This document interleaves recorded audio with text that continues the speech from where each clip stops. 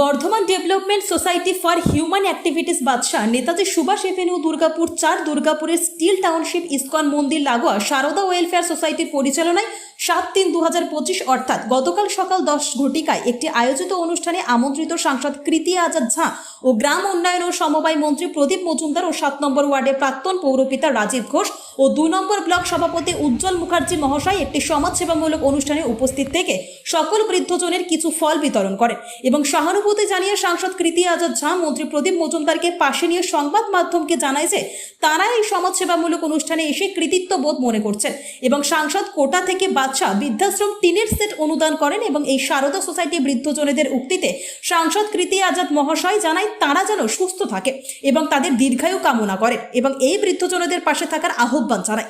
এই ধরনের কাজ করে তিনিও মন্ত্রী প্রদীপ মজুমদার মহাশয় গর্বিত বোধ মনে করেন এবং এই ধরনের সমাজসেবামূলক অঙ্গীকারবদ্ধ হন। দুর্গাপুর থেকে আব্দুল মোতালিব রিপোর্ট, প্রথম আলোর বার্তা।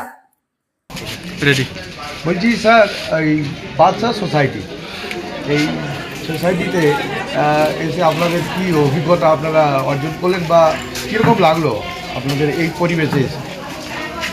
देखिए, जब संयुक्त परिवार हुआ करता था, जब जॉइंट फैमिली रहती थी तो सब कोई साथ में रहते थे। देश विदेश नहीं, अपने गांव के आसपास ही शहर में नौकरी किया करते थे।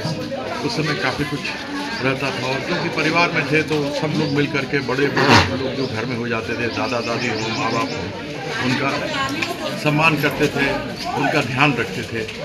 उनके खाना पीना हो, तबीयत खराबी हो, कुछ वो सब देखते थे। आज के समय में जो लोग अंतर्राष्ट्रीय कहीं भी चले जाते हैं नौकरी के लिए, ऐसे में जो बूढ़े माँ बाप हैं वह अकेले रह जाते हैं। ऐसे में बादशाह जैसी संस्था जो ऐसे माता पिता का ध्यान रखती है, सम्मान करती है, वो सच में बहुत ही सराहनीय है। क्योंकि माँ बाप भी भगवान का रूप है। भगवान तो हमने कभी देखा नहीं, हम भगवान जाते हैं, मंदिर में जाते हैं, हमने मूर्ति देखी है, कभी मिले तो नहीं। लेकिन अगर असली माँ बाप है तो घर में ही है, वही भगवान है। उन्हीं की सेवा करो तो भगवान का मीठा फल मिलता है। तो जो सेवा बादशाह कर रही है, हमने भी अपनी ओर से आदरणीय हमारे स्थानीय विधायक और MIC आदरणीय हमारे बड़े भाई प्रदीप मजूमदार जी ने तय किया कि सबसे पहला काम हम लोग जो करेंगे ऐसे बड़े बुजुर्गों के लिए करेंगे जिनके बच्चे बाहर काम करते हैं और वो लोग अकेले घर में रहते हैं। तो ऐसी परिस्थिति में हमको आज अवसर मिला और हमको ऐसा प्रतीत होता है जैसे हम खुद अपने माँ बाप की सेवा कर रहे हैं। किसी के माँ बाप भी हों, वो माँ बाप हैं, तो चाहे आपके हो या मेरे हो, वो माँ बाप हैं और उनकी सेवा करने का अवसर मिलता है। तो मैं आदरणीय प्रदीप दा का बहुत बहुत धन्यवाद करता हूँ एवं हमारे संगठन तृणमूल का, जिन लोगों ने इस चीज़ को सोचा, और बादशाह का जो इतना अच्छा काम कर रहे हैं। तो सर यही चलता रहे, ऐसे ही माता पिता की सेवा होते रहे, यही सब। ও স্যার, একটা ছোট্ট প্রশ্ন, সেটা হচ্ছে গিয়ে স্যার, এখানে তো আপনারা এসে দেখলেন অনেক বৃদ্ধা রয়েছেন, তাদের তো অনেক সমস্যাও রয়েছে, তো সেগুলো সম্বন্ধে আপনাদের কি অভিজ্ঞতা হলো? नहीं, समस्या देखिए, समस्या तो कभी ख़त्म होगी नहीं। एक है तो दूसरी हो जाएगी।